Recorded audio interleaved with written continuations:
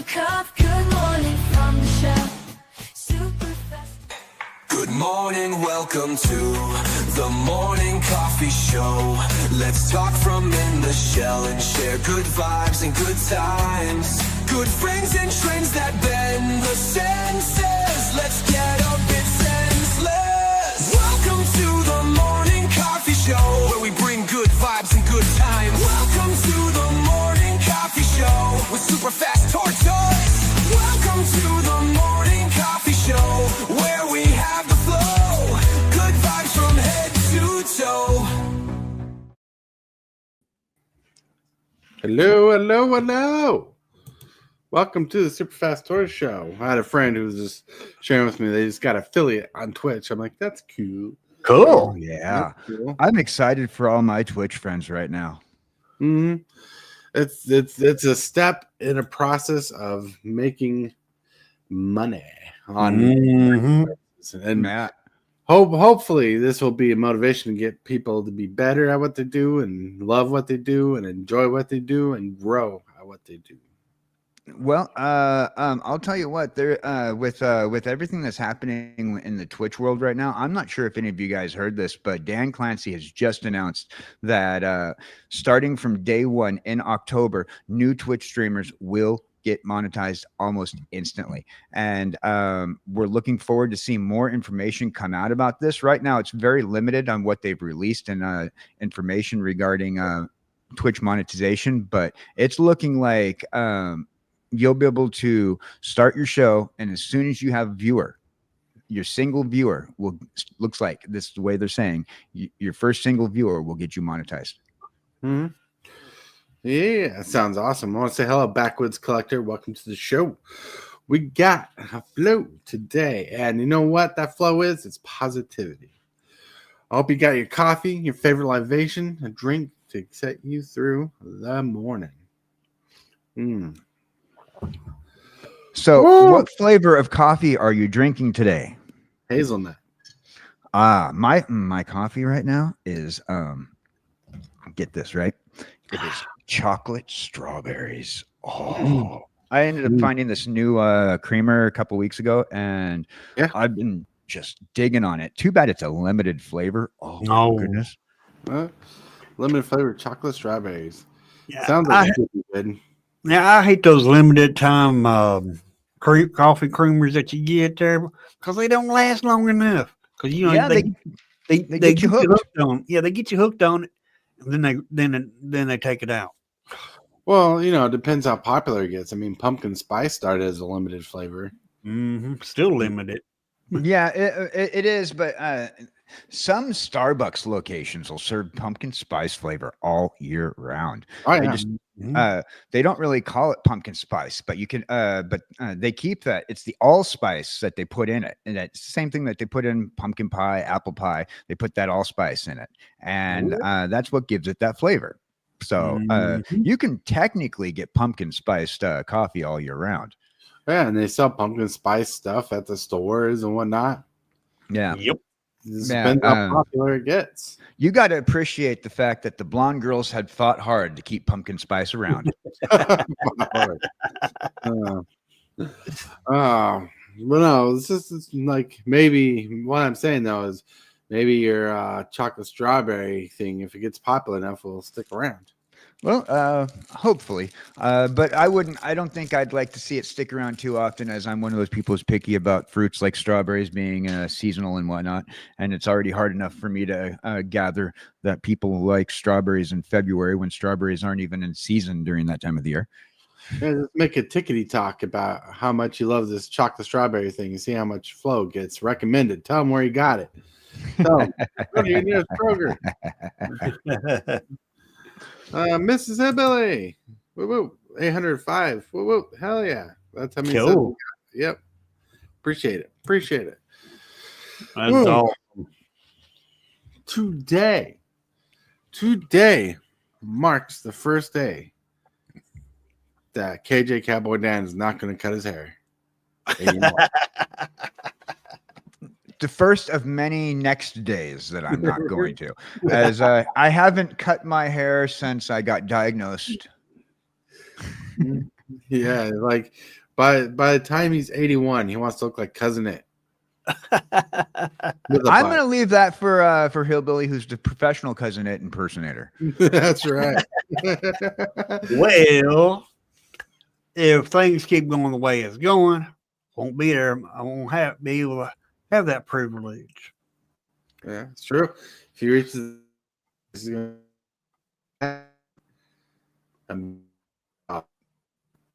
Oh, choppy. choppy. Look, it's getting more real the closer it gets. Yep, you was talking choppy there. Well, I was talking choppy. I'm sorry. It must be my internet. I'm saying. I heard talking choppy about your hair. Yeah. Yep. Yeah, when I get to 1,000 subs, I have made an agreement with Superfast Tortoise that all this luscious hair will be cut off. Mm-hmm. I mean, I remember I the idea came to me when I saw an old video of Hillbillies when he had short hair, and he looked really good at it too. Looked good with the short hair. And then he's like, "No, I like long hair." I'm like, "Dude, you look different with long hair. You look more manly with short hair." But hey, who knows? We'll see. We'll go. We'll go with the flow. Because, like, if I get over 1,000 subscribers, apparently I have to wear a wig that Hillbilly's going to provide. Mm-hmm. Not made from his own hair, though.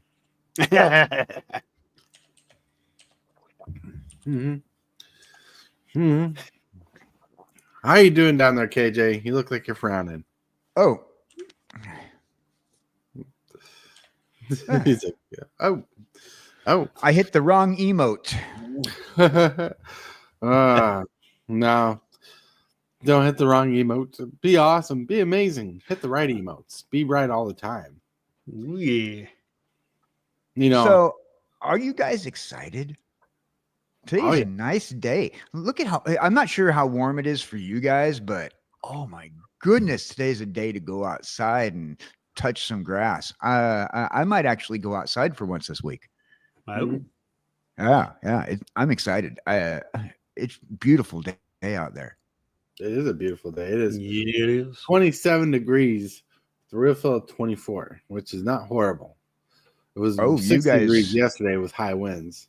Yeah, we had high winds here yesterday too. Warm day around the 70s, but it was windy.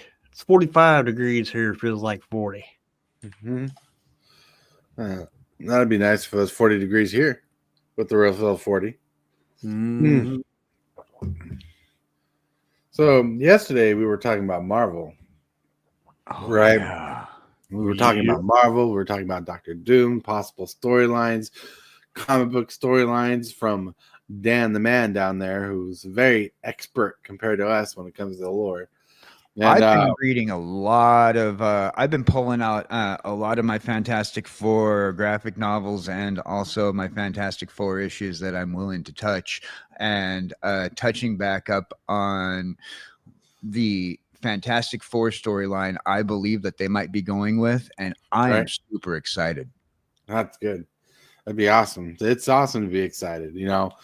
Then today, after our conversation yesterday about Marvel and stuff, today, IGN released spoilers for the Spider-Man stuff coming out at the end of the year or near the end of the year. So that's what we're going to cover today when it comes to the topic. Spider-Man, Magic the Gathering, IGN spoilers and such. To build up on that, so they have released new information regarding Tom Holland's Spider-Man and the potential fourth installment of the Tom Holland series. Ooh, yeah, that sounds spicy. Spider-Man's pretty good.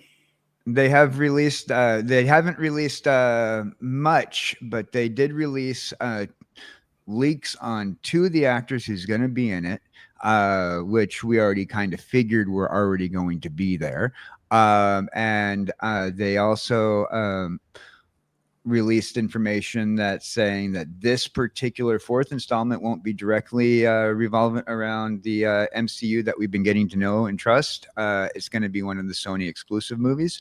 So we're going to have to see how they work that through. But it sounds like it's going to be a pretty good movie, though. Tom Holland's returning to it. That sounds good. It sounds good. I want to say hello to tcgdude. What's up? Whoop, whoop. Man, we got Smoky Blizzard. It's about multiple collector boosters boxes. Nice. Now these oods are pre-orders. Oh, nice. Ooh. So are there any Oz as well? Because we like the ooze. It's like the ooze. Ooh, fancy. What's up, Time Capsule? Time Capsule. Hey, you snuck in there. Time Capsule. Yeah, surprised. He took time to step out of the multiverse and the key of time, and instead of making sure time is organized and straight, he decided to spend a little time with us today. He's on the multiverse get a little chaotic. Woo woo. Cool. Nice. But all right, I digress. I want to push forward with the show, so we're gonna hit the bumper. You are watching Super Fast Tortoise. Put up a fight, gonna leave them all in fright. Playing Magic the Gathering on a Saturday night. So many creatures, casting spells with all his might. Sipping on more coffee to stay awake and bright. Whoa, look at that. We're talking about Marvel. We're actually kind of on track, but we need to get more on track, and we need to start fresh from the next segment of the day. Yeah, Billy, what's the segment of the day? Well, I guess it's time for the Card of the day. Woo! Cool. This is a fun card. I found this card. I'm like, this would be a decent Spider-Man kind of card. Since we're talking about Spider-Man, got Spider-Man armor. Costs 2 generic and a green. It's an enchantment. It says creatures you control get +0/+1, but most importantly, have reach. Ooh. Yeah. Nice. So all your creatures get pseudo flying by being able to block flyers.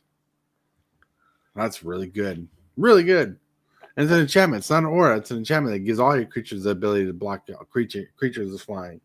I like this just because it's a enchantment. It does not go away. So once it hits a battlefield, it stays. Right. And the ability to give your creatures reach and a +1 on their butt there. That's pretty good. Yeah. Mugenfool. Yo, did I make it? And time to chat. Yeah, it's time to chat. You can chat and check it out. And my favorite streamer. Oh, thank you. I appreciate that. Well, Spider Silk Armor is really solid. Yeah, because like in green decks, green really has a hard time dealing with flying most of the time. So this gives you a leg up when you're going against evasion like that. But green does have trample. That's good. Yep. But then we're going to start rolling off in the pictures. And trust me, I had fun making pictures today. The memes are not as fun as the pictures, I promise you. There we go. Spider-Man has coffee on the go because coffee is a hero's hero. Cool. Yeah. See, I'm wondering why Spider-Man is going away from the obvious problem in over here in this corner. You know, Spider-Man's obviously like, oh no, don't have time for this. Got my coffee. Sorry. We'll let some other superhero deal with that thing. Well, it's funny because the prompt I put in was Spider-Man holding a cup of coffee, swinging in the air, being chased by the Green Goblin, and this is what it came up with. That don't look like the Green Goblin. It looks like an airplane. Right?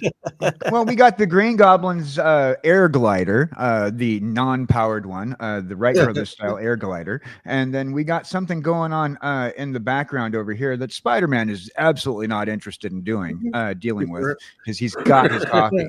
It's too early to deal with crime at this time of day, says Spider-Man. Leave it up for the X-Men. X-Men, that's right. X-Men or you know, some other hero in the universe. Whatever's going on in that building is not Spider-Man's problem. He has coffee. Coffee first, crime later. That's right. Which brings us to our next picture. So even Spider-Man needs a coffee break once in a while. Cool. Yeah. I like this one. It took me a while to get like some decent Spider-Man pictures generated because, like, you know, like if you notice, like in a lot of these, like there's fingernails on Spider-Man. You know, it's interesting what what it takes to get like a prompt trained in your AI generator. I already came up with fan theory about this Spider-Man. So far, he's one of my second favorite fan-made Spider-Mans ever. And here's the reason why. Because of the fingernails. He reminds me of the Tobey Maguire Spider-Man, who was able to make webs out of his own body. Well, you know what? His suit's part of his own body. It's explained already. I've already explained it away. Canon explanation right there. It's true. Canon. When he changed his skin color, changed to suit color. Right. That's where you got the rest of the suit. This variant of Spider-Man, the suit is, well, don't look. So Peter Parker wears gloves during the day, so no one notices. Or maybe he has a chameleon aspect, and some spiders can change their appearance in order to camouflage themselves. Fact. Yep. Fact. Here's the next picture. So even Spider-Man knows the big importance of saving coffee. Cool. This picture, there's so much wrong with this picture, but hey. I like this picture as well. I wanted like if I were to see this picture, I kind of want to see this picture again, like Superman protecting a coffee bank and like stopping criminals from running off with bags of coffee money. Right. Coffee money.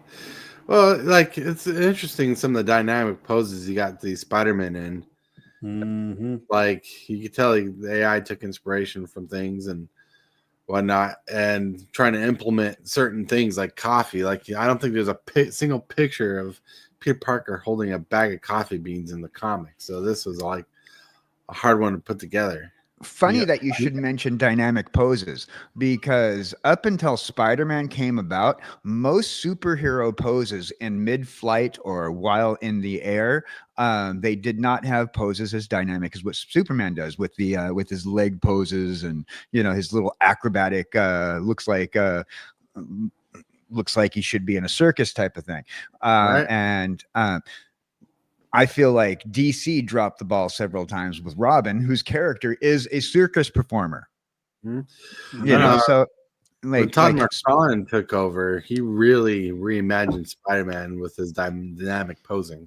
Oh yeah, Todd McFarlane during the 90s time frame, especially around Spider-Man 300, which is a really famous McFarlane cover.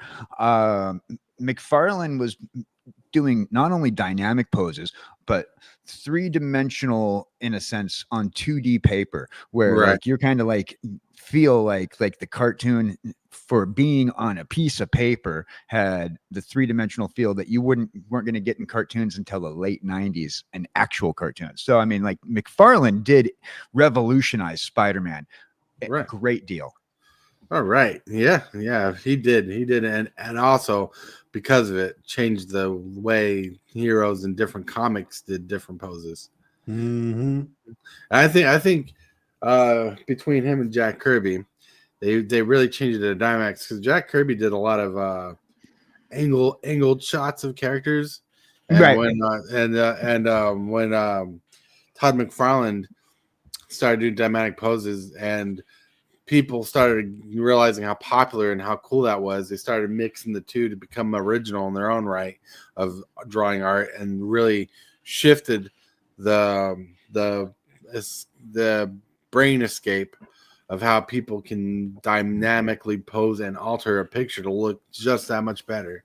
Most comic book artists, they gave the pose as a straight-on pose, where Jack Kirby, his pose, the poses to all the characters that Jack Kirby liked to draw, his favorite angle was like if you were to take a camera, put it on the ground, and have everything kind of looking slightly upwards towards your heroes.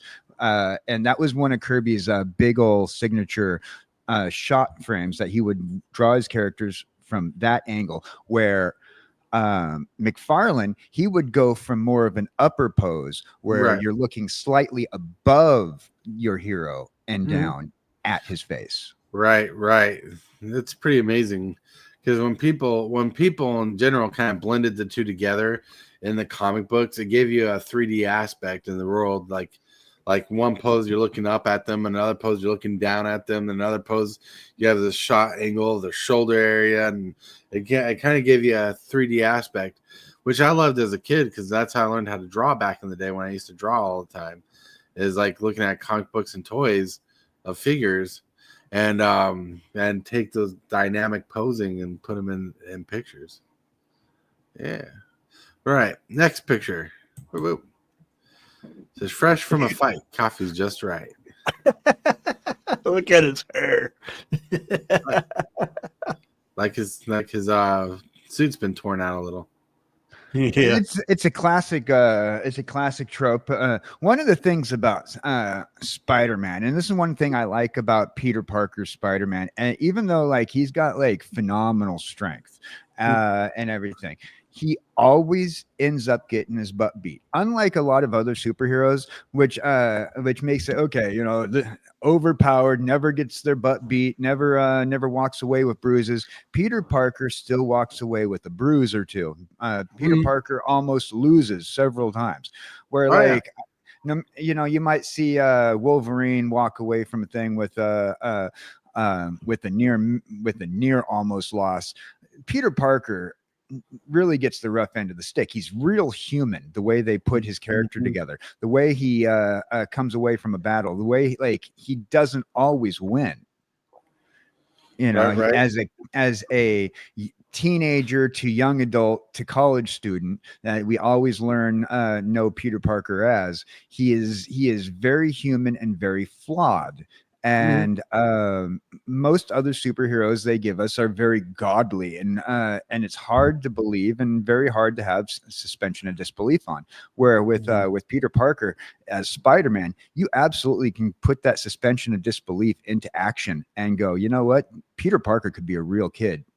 Okay. Oh yeah, Dawson, what's up? All right, here's a question for you, KJ. All right, we know there's all kinds of millions of spiders out there. We know Spider-Man got bit by a radioactive spider. What breed was that spider before it got mutated into a radioactive spider? Well, the original version of this, the spider was drawn like a Black Widow, and they always draw the spider that bit Peter Parker like a Black Widow type spider, because they like that motif where it gives the hourglass look. But they never really gave a what kind of spider was it explanation. It was pretty much you're given depending on the lore, radioactive spider. You're given genetically engineered spider in the Raimi verse. You're given a multiversal spider in the Spider-Verse series. It's but it's always depicted to look like a Black Widow. Right. All right. With that, my friends, I was in the pictures. I didn't do a question today because there's obviously the question of the day is what's the Spider-Man thing. So we're going to get to that as quick as possible by getting to this next bumper. Don't forget to like this video and subscribe. Moves, the strategies, and the flares. With the fast tortoise, it's running the show. The crowd goes wild wherever he goes. All right. Hey, everybody. We're getting on the topic right now. IGN has a first look at new Magic the Gathering set coming up for later this year, arriving September 26th. That is a long way from now. Marvel Spider-Man will be the second fully draftable standard legal set in Magic's Universe Beyond lineup. Today, we'll see spoilers of a few cards, a scene box, a couple of different play booster and collector packs, etc., etc. And the question will be, does this make you excited for the long product? And another question is it too early for spoilers? Let's get into it. That was my monologue, by the way. I have made it quick, simple, because I'll probably be... I'm surprised you're not out of breath. That's a long monologue there. All right, so So IGN asked, did you see our reveal the Magic the Gathering Final Fantasy crossover last week? And think to yourself, video games are all well and good, but they're different. Where are the superheroes? So on and so forth. Oh, this is articles done by Tom Marks, posted March 1st. Today we got a first look at the 6 new cards for Magic's upcoming Spider-Man set. Cool. We got all this. We got Spider-Man's Spectacular Showcase. Ooh. We have Sensational Spider-Man, which we'll see more of these pictures. Yeah. You got a bundle box. You got a pre-release kit. There'll be a pre-release. You got 4 welcome decks. Ooh. I'm with those. 5. You got collector boosters, revealing that Spider-Gwen will be in the set for sure. Nice. So, which means they will be touching on more than just Spectacular Spider-Man, Web of Spider-Man, and the Amazing Spider-Man. They will be touching on alternate Spider-Man universes, which makes sense for a card game that does touch on multiple universes. Because Magic the Gathering, as we know, touches on many universes. Yep. Looks like there's a Miles Morales Spider-Man in the background, you know? Cool. So we got more Spider-Gwen art for collector boosters. We got play booster boxes with cool art. Ooh. There's a play booster pack with Spider-Man on the front. Nice. This is the back of a scene box. It looks like you'll get cards that make a scene when you put them all together, and plus 3 play boosters. Nice. Yeah. And here's a close-up picture of all the scene art put together in the battle. Let's read. Oh, that's going to be great. Okay, so they're so this right here is a direct reference of the Marvel cards that they had back in the 90s. Because back in the 90s they did the full on, if you put these cards together in a pattern, you create a picture. And they did this back with the Marvel cards with Fleer Ultra back in the 90s. It's great. I like this. This right here gives me not only nostalgia feels, makes me want to buy it more, but it also makes me want to buy it for just like to frame it up. And I really hope that this set has a whole lot of this. Right. Then there's pictures of the cards, like pumpkin bombs. We'll get a look at the cards a little more. I got them on file. Green Goblin Nemesis, Grasping Tentacles, Doc Ock, Evil Inventor, Venom Deadly Devourer. Now, notice the Venom style that they used on that Venom was the was a particular McFarlane style Venom. Right. That is the McFarlane style of the Venom. Because when McFarlane does Venom, he is ripped. When other people tend to do Venom, he looks plastic toy like. You know, I like when this style of Venom. Right. No, I get you. And those are just some basic pictures. Now, from the blah, blah, blah. Spider-Man needs a full set to do justice, they say, to the character. Spider-Man needs a full set to do justice to the character and incorporate many villains he comes across over the years. McCall explains, picking characters from the Spider-Man canon as part of a wider set would leave far too many characters on the cutting room floor. We could probably have found room for Gwen Stacy and Miles Morales in non-Spider-Man specific sets, but there wouldn't have been room for Aunt May. Oh, McCall said there wouldn't have been room. It sounds like they have it. It says McCall says that the Designing Universe Beyond flips the world building on its head, and the typical Magic set needs its cards to lay the groundwork for its location and setting, while also being fun to play with in order to get players on board. Whereas most people already have some familiarity with characters like Spider-Man, when we make a card that speaks of great power, bearing great responsibility, there's room to add mechanical complexity because folks understand the story of the card telling. We don't have to make the Universe Beyond cards that are simple. We just have to pick moments that are recognizable, and they'll be easy for fans to understand. Mm-hmm.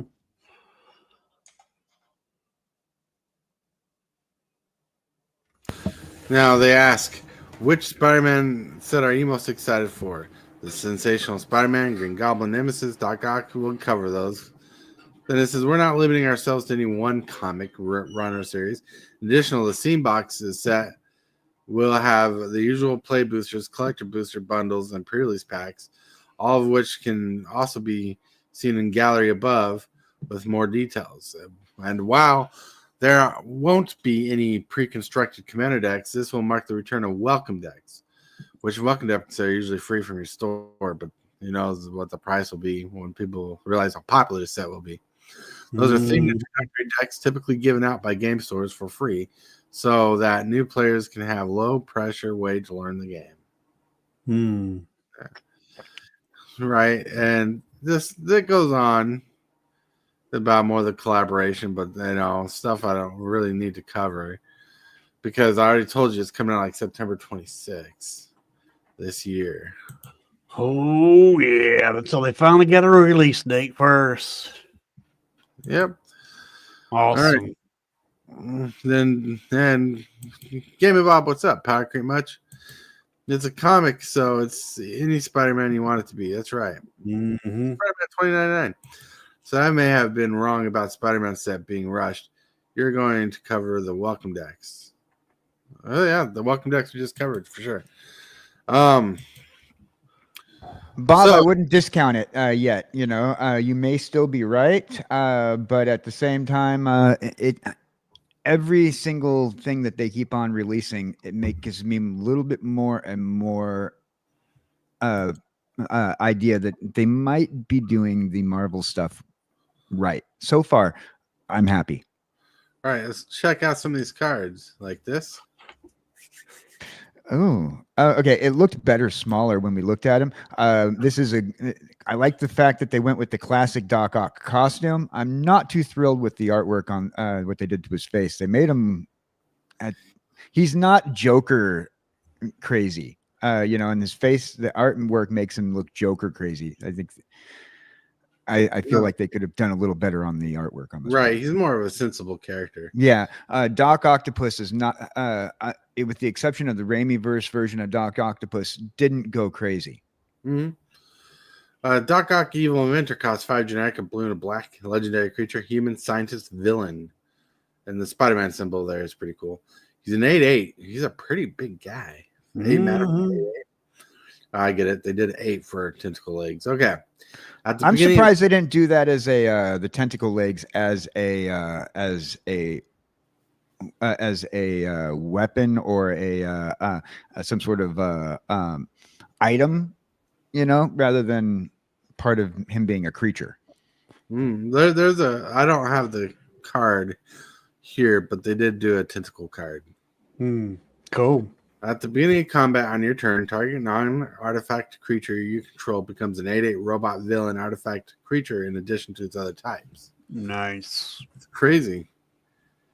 That's like that's so he's a creature. He can't be a commander then. If he's legendary, he can be a creature commander. Yeah, he can be legendary. Yeah, he can be a commander. Okay. Just making sure because legitimately, I think Doc Ock would make a great commander card. Legitimately, right? Then here we go. Then we got Venom. Why don't you read this one, KJ? Can you read this? I just really love this artwork. All right, Venom, Deadly Devourer, 2 black green. Legendary creature, symbiote villain, vigilance, menace. 3 exile creature card from a graveyard. When you do, put X amount +1/+1 counters on the target symbiote where the X is exiled card's toughness 4/4. Okay, so I think I read that right. Yep. So what this is telling me is that we're going to probably have Carnage in this set also. Because Carnage is a symbiote also. Yeah, I kind of hope that they have the 6 main symbiotes represented.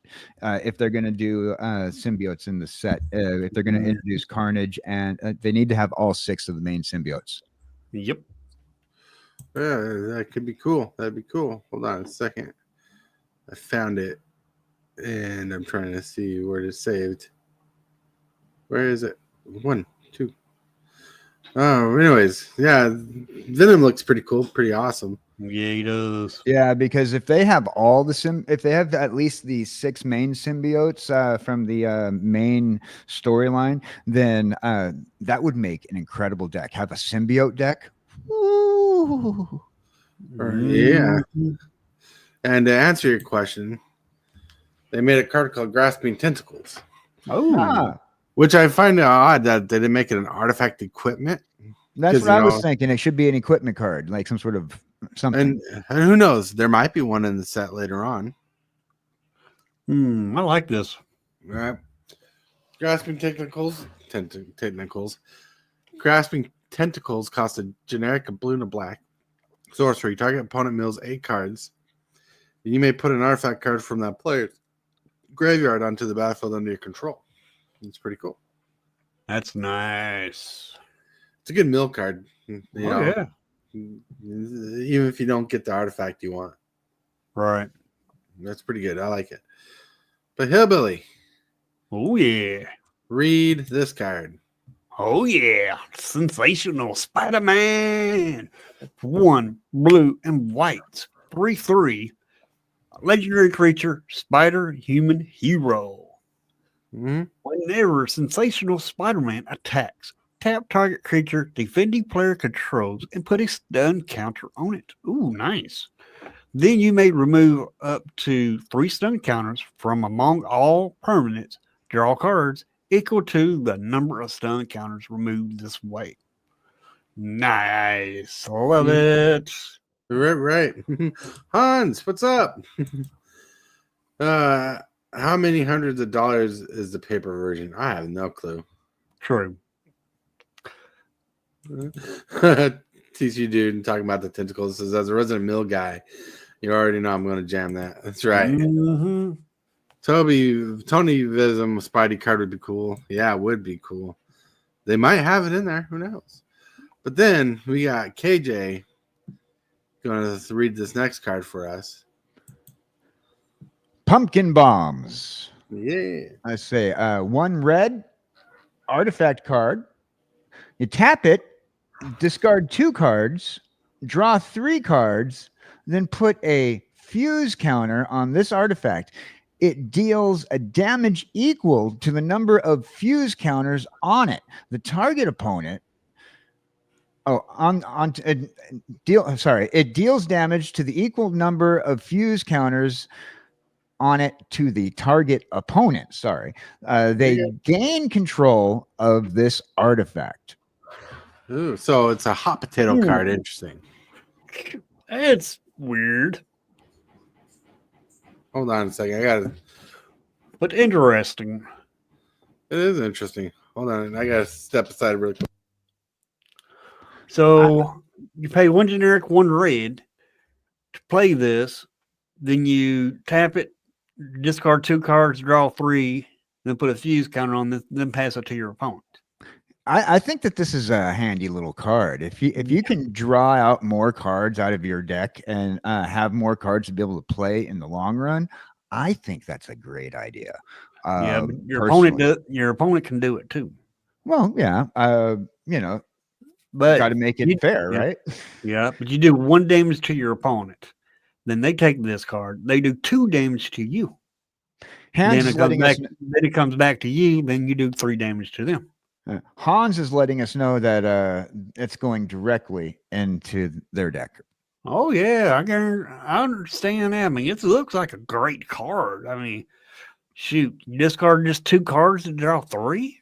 First of all, I've always approved of the Goblin as one of my favorite villains when it comes down to the Spider-Man storylines.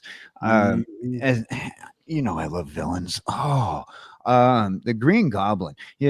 First of all, you wouldn't have thought pumpkin bombs be something that you'd see like for a character that exceeds that's around all year round. You'd think, well, these little jack-o'-lantern bombs, you're gonna only see this character around Halloween, but no, they brought the Green Goblin out for all seasons. Then they had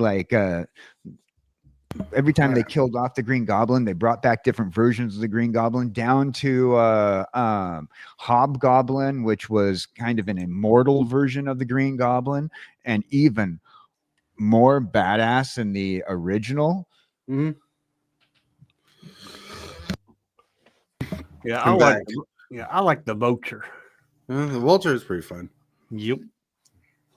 But Doc Ock's been one of my favorite villains of Spider-Man for a long time.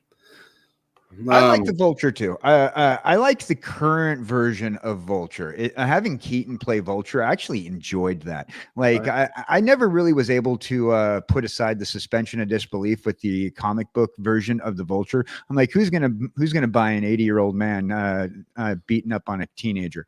I just could. It was so cringe reading Vulture issues in comic books because you're like, okay, this is an elderly man fighting a teenager.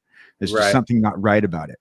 And so it was just cringe for me. And I could never read the Vulture in comic books. But when they brought Keaton in to do the Vulture, oh my God. That was great. That was poetic.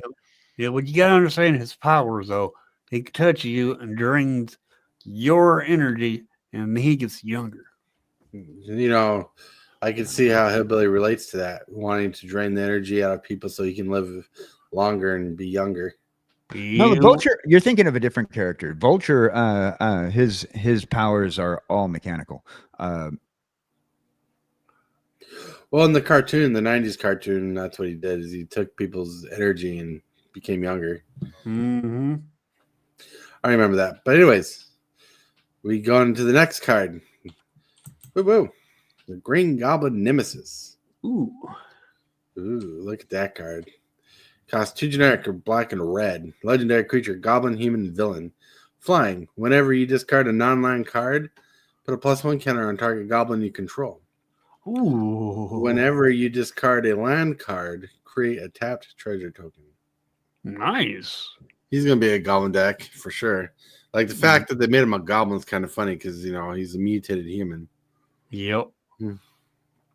Or a genetically enhanced human. Genetically he's a goblin. Mm-hmm. Yeah, I like this card. I think they're having fun with lots of these cards. Oh yeah.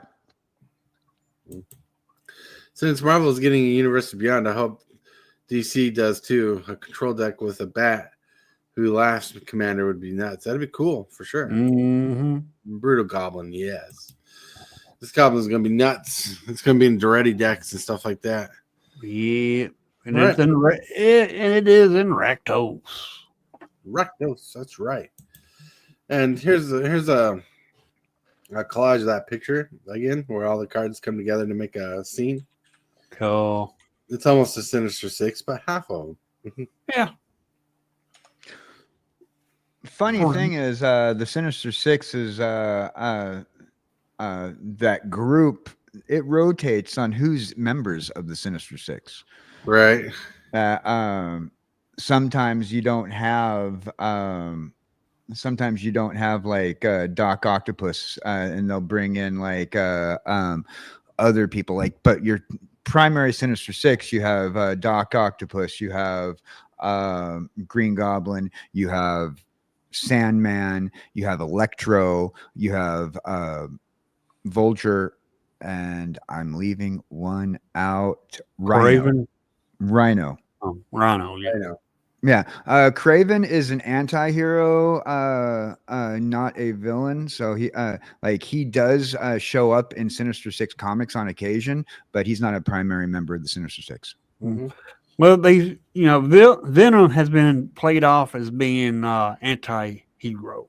Yeah. Not a villain, but anti-hero. Well, yeah, Venom is anti-hero. He's his character is a character that was misunderstood when he first showed up on Earth 616. Pretty much Spider-Man just neglected it and used it as a suit and didn't know anything more about it. And the problem with Venom, and they touched it beautifully in the Venom series, is that Venom eats away at his host. And Venom eventually becomes once they figure out that Venom's not evil, he's not a bad guy, he just doesn't know any better, being an alien from another planet. He eventually becomes a high-ranking member of Shield, and one of the most powerful anti-heroes in all of Marvel. Mm. Yeah, but Venom is like, well, not Venom, but Marvel villains from Spider-Man and Sony. They always try to make all their characters that they make basic movies off like anti-heroes, or not anti-heroes, but, the people like not a hero, but not all the way bad. And they tried that with Morbius. They did that with Craven. They did that for two villains there that are listed that are right.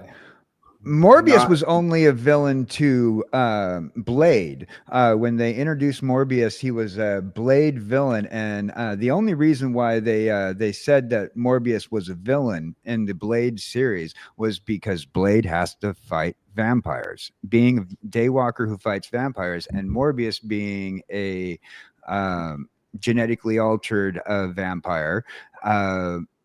Blade had made it his personal obligation to make sure that he deals with Morbius, kills him, and never was able to do that. And so that in the Blade storylines, yes, Morbius is a villain, but he was also another one of those misunderstood characters. But we didn't get until the 90s when we started going anti-hero. This is obviously not a villain. He's got legitimate purpose. The whole we see it nowadays with the new Marvel movies. When people post those memes, Thanos was right, and then they made fun of that with the Spider-Man second movie, where when they did the third movie and they said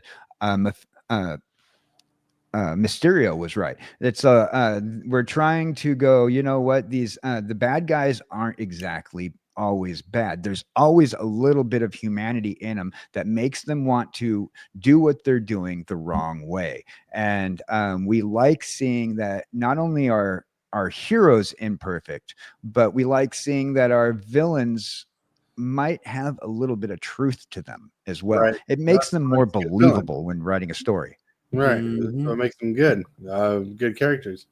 But we need to press on too. Here's a play booster pack. Ooh. I like it.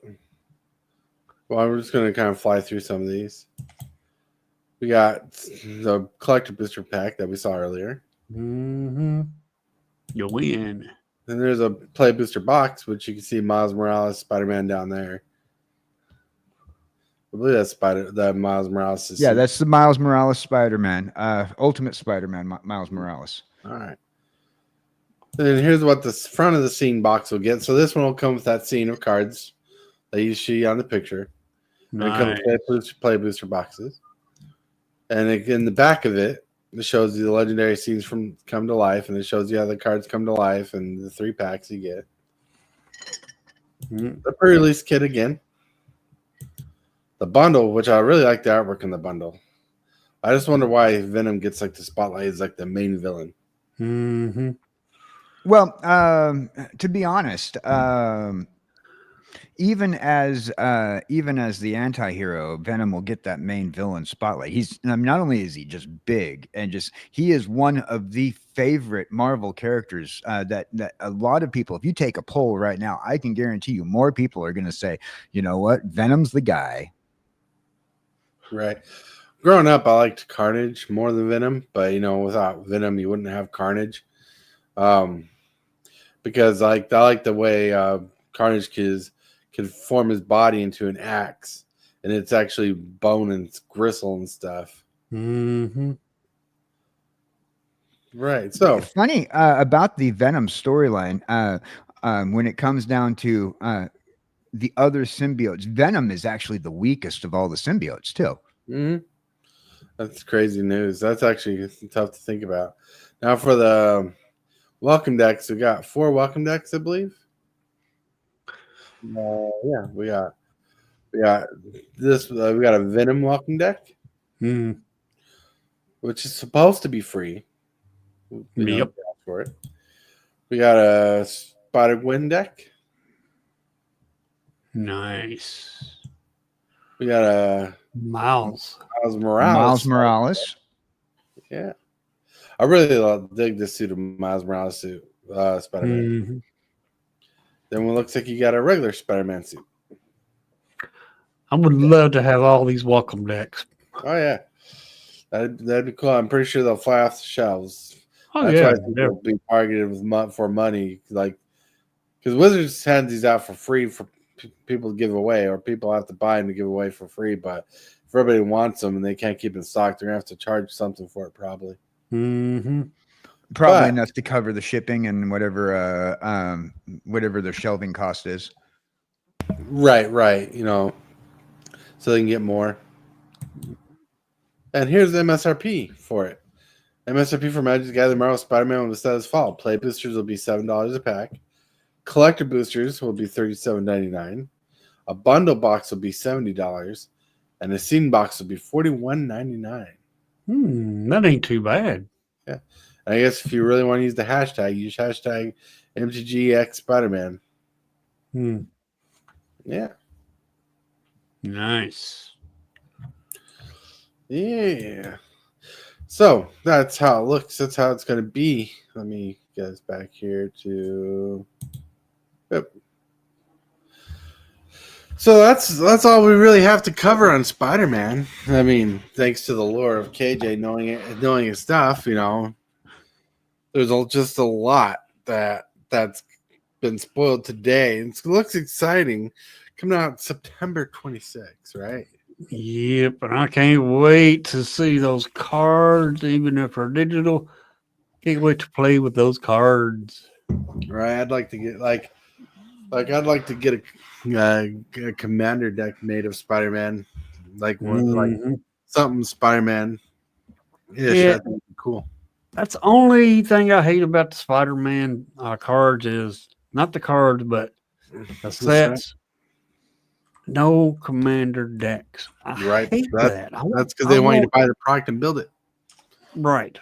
I would love for them to come out with commander decks because, you know, they got these villains, they got the good, and then they got the good guys. I mean, I think this whole commander deck, no commander deck thing is the reason why I agree with Bob. And usually me and Bob usually kind of butt heads a little bit about certain things, but I actually agree with Bob on the underprinting scenario about this. With the no commander decks is an absolute sign of underprinting.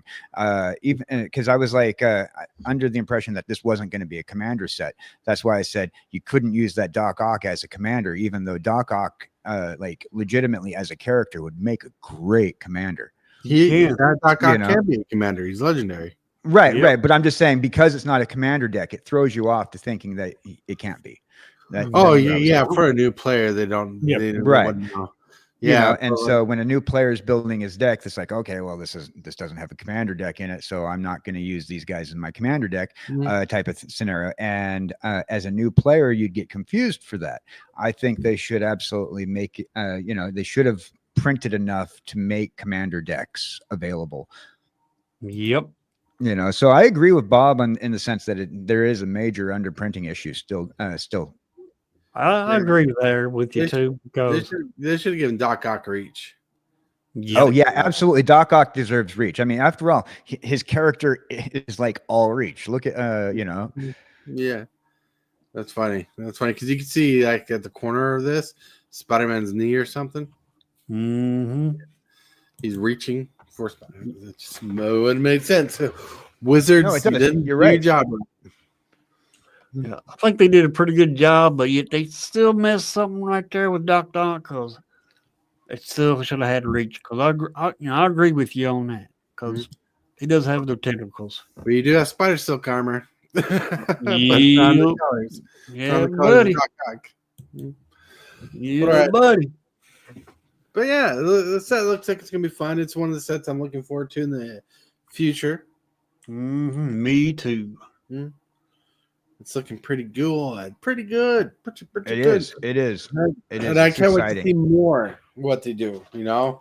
probably gonna be a while to get spoilers. I mean, it's crazy. We barely got any Dragons of Tarkir spoilers or Tarkir Dragonstorm spoilers. We already got Final Fantasy spoilers that are coming after Tarkir, and we're getting Spider-Man spoilers coming out of Tarkir. Why don't we get more Tarkir spoilers right now? I know that does sound kind of crazy to me because we do have Tarkir coming up next, right? But yeah, we're getting Final Fantasy and Spider-Man. Final All right. Fantasy. My thought process, and this is my thought process, right? What about the Tarkir? I mean, we need the Tarkir first. I mean, I understand they're trying to push these other two sets to push it because get people hyped for it because they are good IPs. So that's great. I understand. Here's the reason why. But they need to do the Tarkir first because there's the next set coming out. That's my opinion about it. It builds up hype. The more you want to see spoilers, the more you're going to sit on pins and needles for it. It's like going to the movie theater and you see a trailer that doesn't tell you anything about the movie you want to see. Mm. It's called a teaser. They're teasing you by just putting the logo out there. It is a teaser. You want the spoilers. You're sitting on pins and needles, and they know that. And this is, first of all, Tarkir is a Magic Direct product. It's not a collaboration. And so they want you to have more pins and needles for the actual Magic product. They're going to leak stuff and spoil, keyword spoil, Marvel and other IPs, where they're going to hold tight and make you sit on pins and needles for the actual good stuff. Tarkir, Magic the Gathering, actual good stuff. Yeah. Collaborations, that's just a hook for other people. It's so they want you to sit and stew until you get the good stuff. They're not going to spoil something good. Well, let's hope it's good stuff. Dragonstorm, because I like dragons. They did spoil a couple cards that look pretty spicy from the set. I'm hoping it's a banger set, and I can't wait to get more spoilers from that. But with that, I digress a little bit more, and I regress, and just relax, and get right here. Hit that subscribe button. Become a part of the creep. Too much to take, so it's lit. MTG3, are you game? Rise, creep, rise, building a following as we gain. Spitting fire like a dragon, no one can bring us down. MTG3 in the house, we own this town. Ripping through the beats with a fury. Whoa! Look at that. That was a good show. That was a good hour, basically, right there. Oh yeah. What do you guys think in chat about Spider-Man set? Like, tell us what do you think. We haven't asked you. You've been watching. There's 10 of you, so let's figure this out. It says I got some boxes that I already locked. I dropped near my birthday, so I'm splurging a little. Nice. Cool. Nice. Yeah, Spider-Man does look fun. I appreciate that because It does. Even the artwork looks comic booky, and I like that. I like how they kind of kept it away from like the Magic the Gathering look. Yep. Yeah, I kind of like the way they kind of like, because I was kind of worried when they, at first they said we're gonna touch on different storylines of, not necessarily one storyline of Spider-Man. I was kind of worried about that because I've always felt like the Spider-Verse has been a little overplayed, where there's multiple, like I've never been a big fan of the multiverse. Even though that's for the last 20 years where Marvel Comics have been taking their characters, I just feel like that they throw too many variants of Spider-Man out there. And some in the comic books, it has hurt Spider-Man. And there's a reason why people got really upset when they introduced Miles Morales in the late 90s in the Ultimate Spider-Man series. And it's because they kill off Peter Parker and then they create another version of the Spider-Man. And these whole multiversal Spider-Mans, from Gwen Stacy being a version of Spider-Man to a robot Spider-Man to an Iron Man Spider-Man to Miles Morales, it kind of adding these extra multiversal characters kind of kind of like deludes your storyline. And I was very worried about it, but I'm looking at it now and I'm like, yeah, you know what? This is going to be perfect. This is not diluted. This has great artwork so far. I'm appreciative of the puzzle piece cards that kind of put together a scene that brings back incredible nostalgia for me from old Marvel trading card sets of the 90s. I'm looking forward to this. I want this.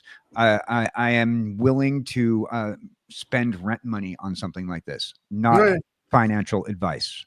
No, I get it. Not a financial advice, but everybody, if it's good stuff, it's fun stuff. It's all entertainment, really, and it's about what you want to spend entertainment.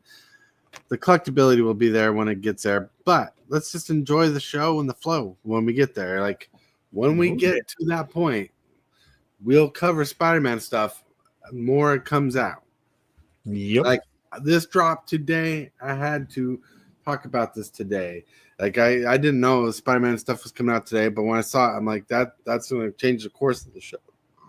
Excuse me, that's going to change the course of the show. I'm glad you did. I'm glad you found that today because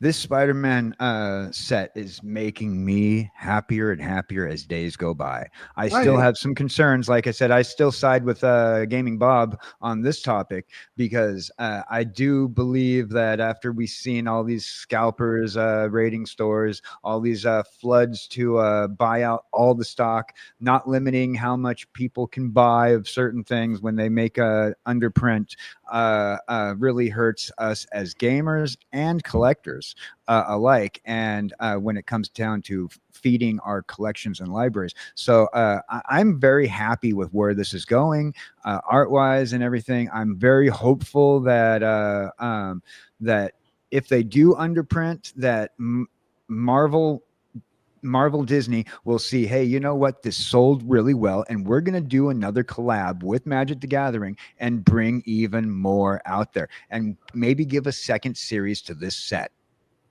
Right. And, let's hope it's successful because they did say when they spoiled that Spider-Man was coming out, they said this is the first of several Marvel projects to come out. Yep. So, hopefully, the next set after this will be da-na-na-na-na-na, da-na-na-na-na-na, X-Men. Oh, yeah. Well, you knew that they were going to do an X-Men when they underprinted on those Secret Lair cards. And plus, you knew when they did X-Men, the X-Men Secret Lair, that they were absolutely going to have a huge call to do a second chance on that. Mm-hmm. Yep. Mugenfool says they just said one of many sets. Hey, still many sets. Then they said Marvel sets. They talked about Marvel particularly. Yep. All right, everybody. Let's start getting to the shill section because it is time to start shilling away. We're going to start with the unbelievable, the amazing, the spectacular kjcowboydan. Hey, howdy, hey, spider heads in a jar. I hope you're being good out there. Well, Monday, we are going to be doing a little procrasticraft on Jesse and my Procrastinating Across the Oceans Minecraft server. We are looking for some new friends who stream with us to join us on the stream. And also join us in our server. If you want to play Minecraft with Jesse and me, please contact me on Discord or on any of my socials at kjcowboydan, and we will get you in on the server. You must be a streamer in the community or a moderator of a streamer to join our Procrasticraft server. Like I said, we have over 15 people on our server right now, and we have some incredible builds going on there. Also, Wednesdays, Jesse Hellwheeler and myself will be doing Procrastinating Across the Ocean. And we already have the next 3 shows planned out for you guys. It's going to be incredible. We got some fun stuff in the works, and I have made some fun jank AI games for us to play, and we're going to be also doing a few other things on Procrastinating Across the Ocean, which is going to bring us one step further. Please join us for that. Also, right now, Jesse is almost to affiliate on her Twitch. If we can get everybody to watch Jessie on Twitch this over the next couple of shows, she will be affiliate in no time. She's right on the edge. We need to push her forward. So if you guys aren't doing anything, take a minute away from YouTube and go visit Jessie on Twitch when she streams, so that way we can get her monetized. Thank you very much. Sounds awesome. Sounds awesome. And awesome is awesome. More awesome. Some awesome. Kind of awesome. Maybe he's awesome. Hellbilly. Hey, everybody. Today is Saturday. And since today is Saturday at 1 o'clock, I'm going to try to fire up a Commander game. Then after that Commander game is over with, it will be another stream. It will be a arena stream. So if you're interested in playing Commander, then make sure you hit me or Superfast Tortoise up. Hit one of us up and let us know you want to play. I'm sorry, but it has to be a first come, first served basis. Never know how long the game's going to be. If it's a short game, then that'll be 2 games. But if you want to play, make sure you hit one of us up. And that'll start at 1 o'clock today. 1 o'clock Central.